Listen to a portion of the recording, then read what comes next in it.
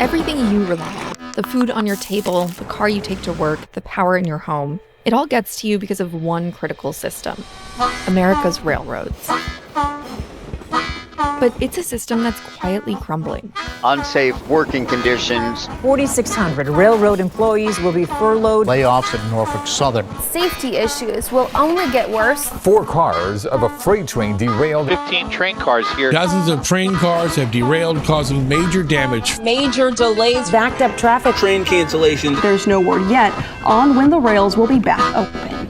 And we're on the verge of it getting much worse for everyone. The corporations have dehumanized everything to the point where the people that run the corporations don't give a damn about the security of the United States. I'll go ahead and say that. Over the last few decades, a handful of corporations have hijacked our railroads. But now one company is angling for near total control. Norfolk Southern could possibly merge with Union Pacific. That transforms the North American rail market. It's going to create the first single-line transcontinental network in the United States. This is pure profit for stockholders and hedge funds. So how exactly would a $250 billion rail merger play out for farmers, shippers, and you? I don't see how this will benefit, farmers or consumers in any way. Who's pulling the strings to make this mega merger happen? Union Pacific CEO paid Trump a visit at the White House to try to lobby him into supporting the merger. And how on earth did we get here? You have the billionaire class running the show, and everybody else is a serf.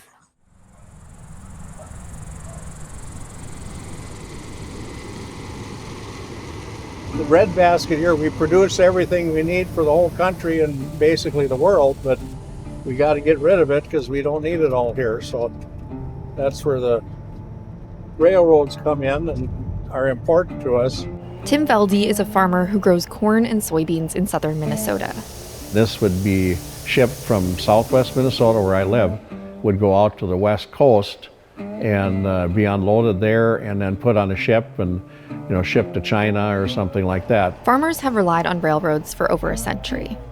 But over the past few decades, a handful of companies have come to wield tremendous power over the farmers who depend on them. It seems like as they consolidate, they aren't as easy to get along with. They just don't cooperate the way they used to. We just have one railroad that serves this area. We're kind of bound to whatever they dictate in prices. And the higher the shipping cost, or the lower price that the farmer is going to get, because the shipping cost comes out of us. Rail companies make 50% of their revenue from people like Tim, who have access to only one rail line. But the industry wasn't always like this. Back in 1970, there were 71 major rail companies in the US. Our system of consolidation really began in the 1980s with the Staggers Act, which effectively deregulated the railroads. The Staggers Act allowed railroads to set their own prices and abandon lines that weren't profitable. This era of deregulation kicked off a wave of mergers that left just 16 rail companies by the end of 1990. But the consolidation of our railroads didn't stop there. Today's freight railroad system is a heavily consolidated system. We've got just 6 Class 1 railroads. Class 1 railroads are the biggest railroads, and they're effectively controlled by a national duopoly on 2 sides. On the western side, you have BNSF Railway and Union Pacific, and on the eastern half, you have Norfolk Southern and CSX. And in a deregulated market where there's almost no competition, they can essentially charge customers whatever they want. But that's not the only thing that made rail companies so powerful. It was also that they had caught the attention of a certain type of investor, one that would fundamentally transform how railroads operated. So Wall Street gets involved in railroads in the early 2010s through activist investors. The most notorious is CSX got raided by an activist investor called Mantle Ridge. And Mantle Ridge forced CSX to install a new CEO, Hunter Harrison. If there was a LeBron James of the railway business, it would be Hunter Harrison. Hunter Harrison's strategy for how to squeeze the most money out of railroads was something called precision scheduled railroading. While the thought was, hey, let's run trains on time in a more organized fashion, what it really meant was just Wall Street speak for cutting costs, eliminating workers, cutting power, and cutting investment into the railroad system. Under this pressure from investors, railroads started to cut costs anywhere they could, and the first place they looked was at workers. We had 5 people on my first day out there. There were 5 people plus myself on a yard engine. And over time, they whittled it down to a 3-man and then a 2-man crew. Hugh Sawyer has been a locomotive engineer for over 30 years. He's seen firsthand the changes that consolidation and Wall Street's cuts have brought to America's railroads. With the institution of PSR, they produced the maintenance away crews, and now they're letting the track deteriorate a little bit more. I'm not going to say unsafely, but you could tell it's a lot rougher by the time they get a crew in there. From 2015 to 2020, railroads laid off 48,000 workers. Railroad Workers United, an organization of rank-and-file workers, has fought back against these cuts, which they argue increases stress on crews and ultimately makes the railroads less safe. One of our big fights at the moment is to keep a 2-man crew on the train, because they want to go down to a 1-man crew. Imagine a modern train. Some of these trains are 2 miles long, 3 miles long, and railroads want there to be 1 person manning that entire train. Think about how egregious that is. But cutting jobs wasn't enough for Wall Street investors. They also pushed rail companies to drive up prices. Railroads have continually increased costs and pushed costs higher than inflation. Freight rail prices have doubled over the past 20 years, increasing at a far higher rate than shipping by air, water, or truck. But rather than making railroads more reliable, mergers led to backlogs and service interruptions that impacted shipments of cars, pharmaceuticals, and other goods. At some point, if you're a railroad customer, you say, hey, these prices are too high and the reliability is so low that I'm just going to move to truck. But many things that travel by train, chemicals, coal, grain, can't be shipped any other way. Think about the chemical manufacturer who has rail built into their facilities. It's not easy or feasible for them to invest, to switch to truck. So those are people who we call captive shippers. They have no other option but to ship on rail. 70% of Union Pacific's revenue comes from captive shippers. The railroads have never suffered in the era of deregulation from a lack of money. But they've gotten ridiculous in what they want their profits down. They want their operating ratio down to like 50%. Give me a break. Union Pacific also had the largest market capitalization of any rail company in the US, at an estimated $132 billion. This system has become immensely profitable for investors, at the expense of shippers and workers. But rail companies aren't stopping here. Railroad companies Union Pacific and Norfolk Southern proposed a merger. And that would create a transcontinental railroad. Union Pacific recently announced that it wants to merge with Norfolk Southern to create the first truly transcontinental railroad in the United States.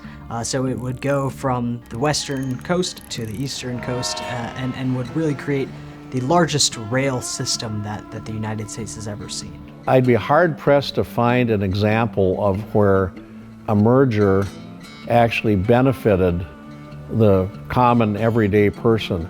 In most cases, a merger ends up benefiting usually, the upper management or whatever. They put this together and they get a big bonus for doing it. Union Pacific argues that this deal will allow them to operate more efficiently and reclaim some of the customers they've lost to trucks. We have reason to be distrustful because we've already gone through this exercise many times before.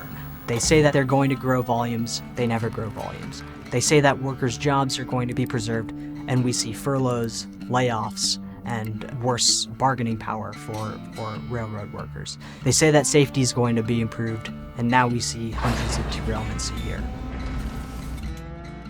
This merger is only the tip of the iceberg. That railroad doesn't serve our area, but thought is always in there, well, what's the next merger? It's very likely that if this Union Pacific merger goes through, competitors will also merge, giving just 2 companies complete control of the entire US rail system.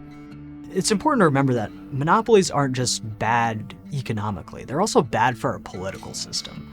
The fewer companies that you have in an industry, the more lobbying power they have. And we already see that.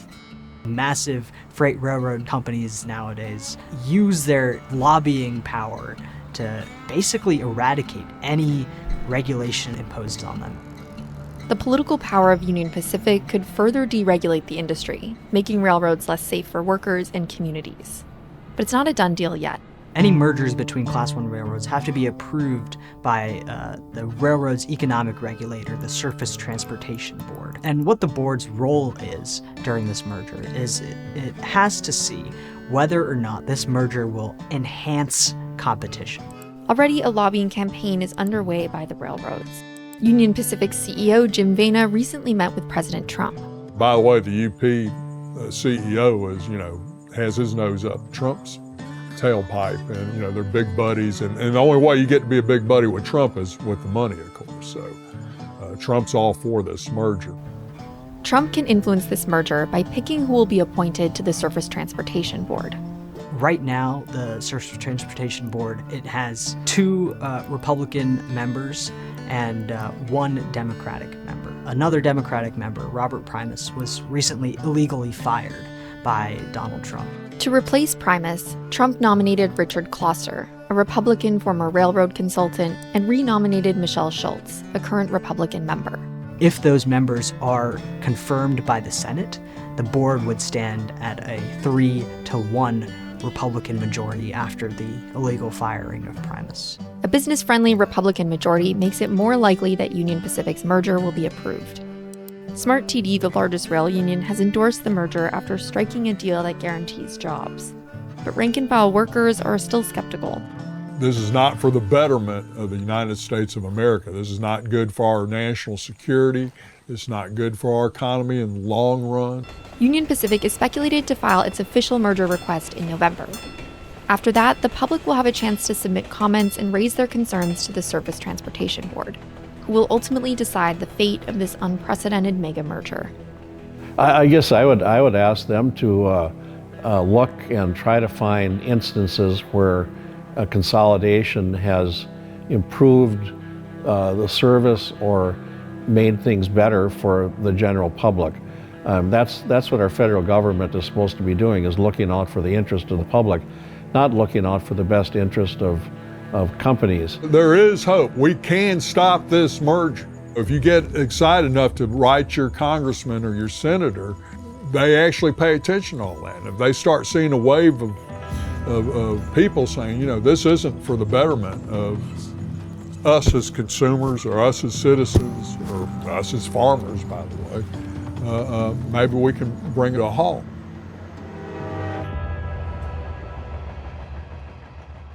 Thanks for watching. Don't forget to like and subscribe to see more videos like this one. And if you have ideas for stories you want us to cover next, leave them in the comments.